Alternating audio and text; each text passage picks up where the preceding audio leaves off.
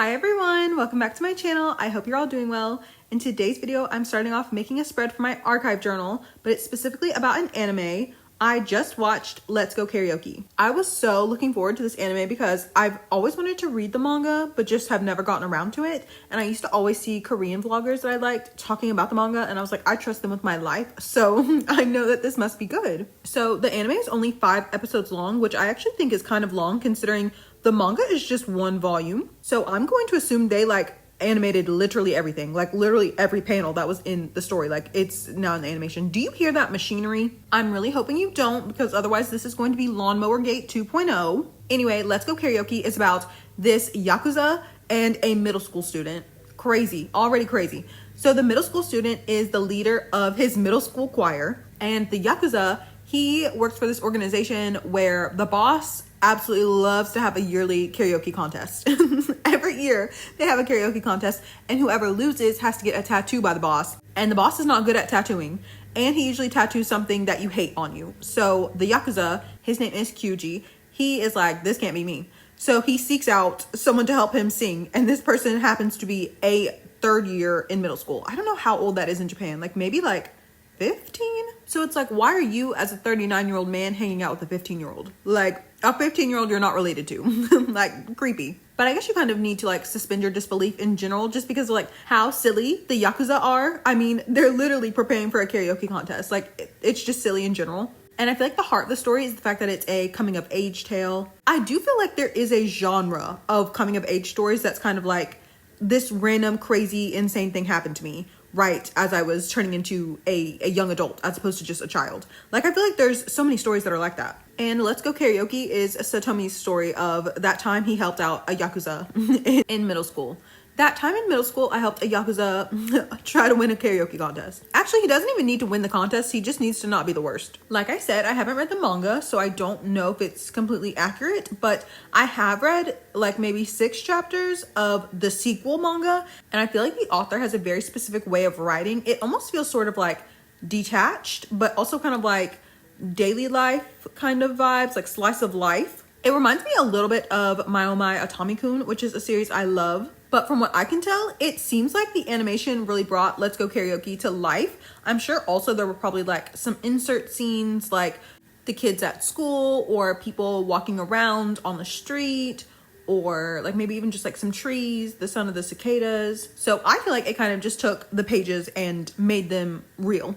Also, like I said, I started reading the sequel series. I don't know if it's just 1 volume, 2 volumes, I'm not sure. But it follows the main character when he's in college. So I think he's 18, 19. I don't know if he gets older from there. But I have heard tales that it's kind of BL adjacent, which is interesting because that is a crazy age gap. 24-year age gap, you kind of have to go to jail. I do think in Let's Go Karaoke, there are moments where it seems like Satomi kind of, I don't want to say kind of likes Kyuji, but maybe. I do think that can be a part of growing up, of course. Obviously, having this outlandish, ridiculous crush, that's a grown person and you're not. And I think that's harmless because, as long as an adult is acting appropriately, it's what does it matter? Sometimes you just get crushes on people. That makes me think of Call Me By Your Name, actually, because to me from the start, that was completely implausible. You're a child and there's this, first of all, the movie, why would they cast someone as old as Armie Hammer? But anyway, what I'm trying to say is that I do think teenagers go through having crushes that are just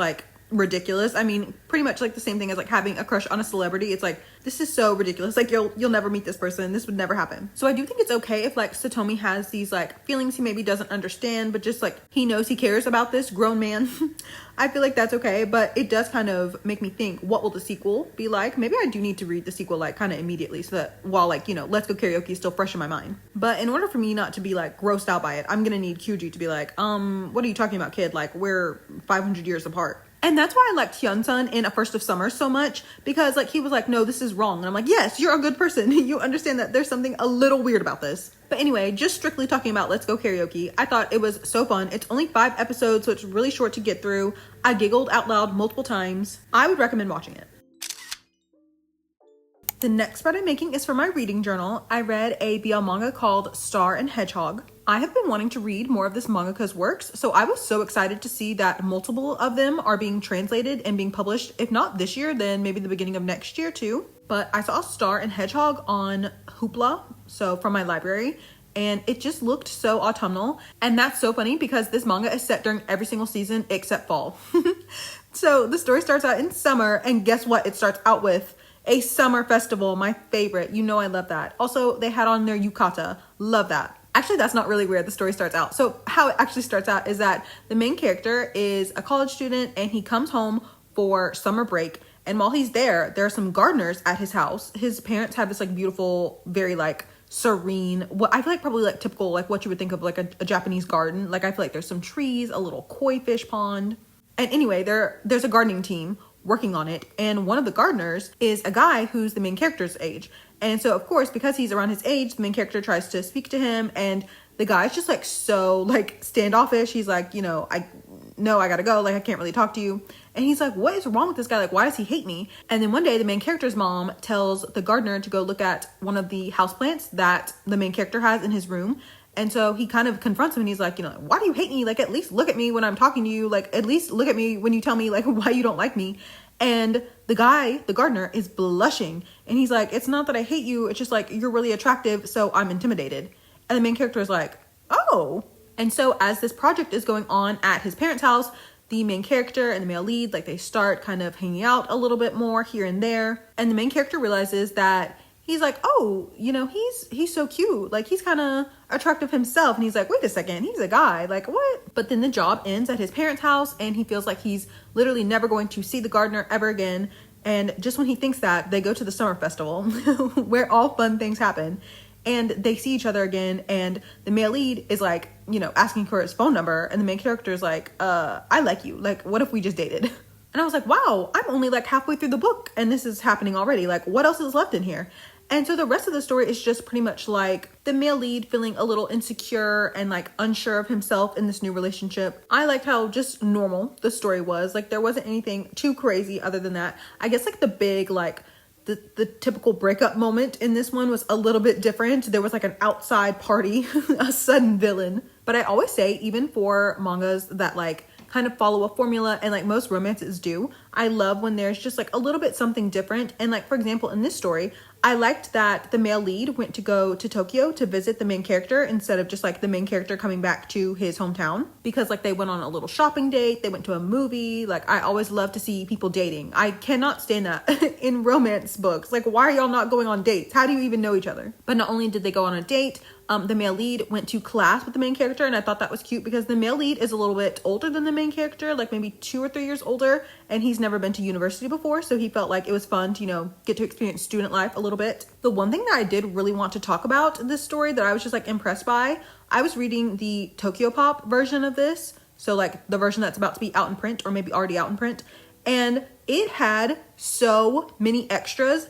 I swear probably about 1/5 of the book. Maybe I'm exaggerating, but it feels like at least 1/5 of this manga was extras. And I thought that was crazy because there was like a special short story you'd gotten if you'd bought it from anime. There was a special short story you'd gotten if you got it from this place, that place. Like, usually I feel like those do not get translated in official English releases. They even translated the BLCD extra. Oh my God. And that one was crazy. Imagine if I hadn't read that. That one was crazy. I'm not joking when I say I genuinely feel like there were at least like 6 extra bonus stories in this manga. Like, I couldn't believe how many there were. Like, I was just so excited. Like, I kept flipping the pages and there were just more. And I do genuinely think it added to the story because, you know, so often stories, it's like end and then you might get like another shorter chapter of them together in some way and like that's it. But it felt like I could really, I don't know, it felt like their love story was bigger. Like, I felt like their relationship was really like lived in because there were so many like little random extras of them just hanging out or whatever together. I also always appreciate notes, and I think I said this before, profiles. I love little profiles like that. Oh, the author also had like a whole entire page of like just figuring out what the male lead's like gardening uniform would look like. And I was like, wow, there's actually so much research that goes into making a manga that you might not even think about. There was truly nothing crazy or special about this manga, but I did enjoy it. I really don't read things that I don't think I'll enjoy. If you can't tell from my channel, like, I tend to enjoy what I read because I know what I like. But also, like I said, I really wanted to read more of this manga because work. I read one other manga by her. Was it earlier this year, maybe? That one is also being officially published, so that's pretty exciting. But anyway, I'm glad that I've read another work by her, and I want to continue reading more because I don't know. I feel like she's a good writer. I'm just sad that literally every single scene of this manga happened in every season except for fall, when the cover looks so autumnal. The last spread I'm making for today's video is also for a BL manga, and it's called Countdown TS, but it's also not Halloweeny. How is this journalween video number 3 and nothing in this video was Halloweeny? Like, okay. But I really had to talk about this manga because I loved it. I feel like it's been a while since I had that like kicking my feet and giggling feeling when I was reading a manga. So Countdown TS is about Minato and Wataru. They met in high school because they were both in the same photography club. One day, Wataru, it might have been like the first day clubs were like available or something like that, but he goes in and he sees a photo that he really likes and he's like, oh, who took this photo? And it's Minato. And Wataru is like, I really like your photos. Like, you're really good. I can see the way, you know, you capture the world around you. Like, you clearly value the things around you. You clearly treasure them. And that really shows through in your photos. And they just become best friends after that. Once they graduate high school, they even move in together in college and they live together, living their best lives like that. But then Minato has to move to a different part of Japan to take a job. And so now they've kind of grown apart. I can't really think of how long it's been since they've lived together. Maybe like 5 years or so, 10 years. I think maybe like 5 though, maybe 6. I guess it doesn't matter. But they've grown apart a little bit, not in the sense that they're no longer friends, but they've just grown way more distant.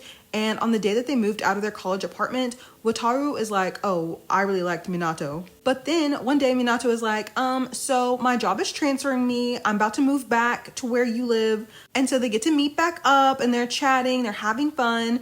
And Minato is like, we should live together. Actually, you should move in with me as my boyfriend. But Wataru is like, no way. Like, I value our friendship too much. If we start dating, things are going to go wrong. We'll break up. And if we break up, I won't have anyone. Like, I can always come back to Minato, but if Minato is the one I'm dating and we break up, I have no one to go back to. And Minato is so confused because he's like, well, if Wataru likes me and I like him, why can't we just be together? Like, what is the big deal? The both of them are like terrible at communicating, but photography is really their love language, which I thought was so cute.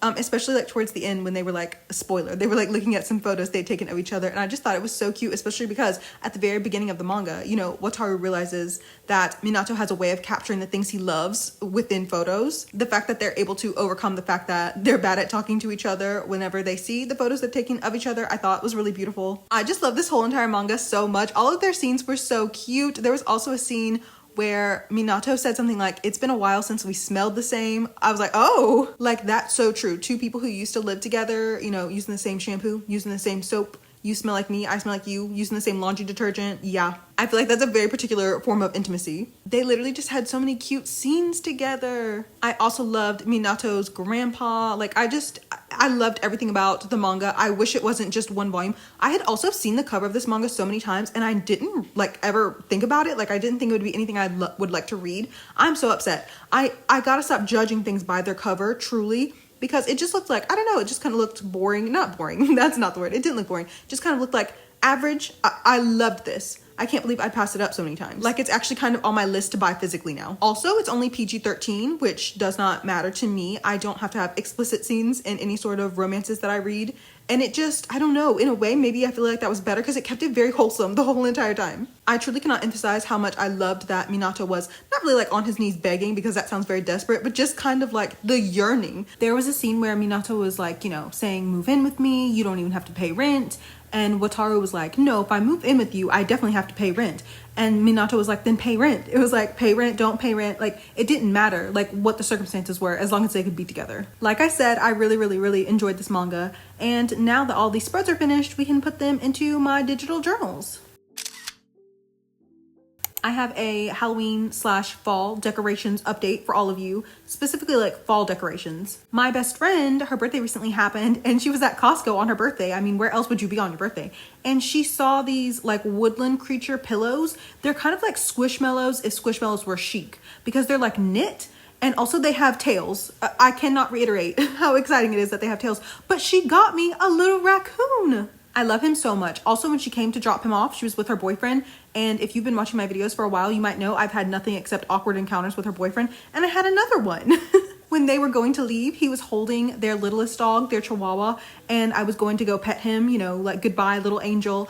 And I guess he thought I was going to hug him, so he like put his arm up to hug me. I was like, oh, I will say though, I think the problem this time is because her boyfriend and I are around the same height. So I think maybe just like my arm reaching towards the dog might have made it seem like I was reaching for a hug. I don't know. Also, my mom had just hugged him, so maybe it was like a combination of all those factors. But anyway, I thought all of you should know I have a raccoon now. Also, as I'm recording this, I literally just got back from Walmart and I got a $5 Hello Kitty t-shirt. Well, actually it's Hello Kitty and Friends, even though to me Hello Kitty and Friends means like Fifi, Thomas, etc. This is like, you know, Hello Kitty, My Melody, Pom Pom Purine. I have no business getting more like house clothes, but alas, $5. Anyway, thank you all so much for watching today's video. Everything I used in today's spreads will be in my Pinterest board. The link to that is in the description box, along with the links to all of my other social media accounts, as well as the links to all of the Google Drive folders for all of my journal deco kits. If you have any questions, please let me know and I'll do my best to answer them. This was a strange non-Halloweeny entry of journalween, but I will definitely be back with some more journalween videos. So I'll see you in the next one. Bye everyone!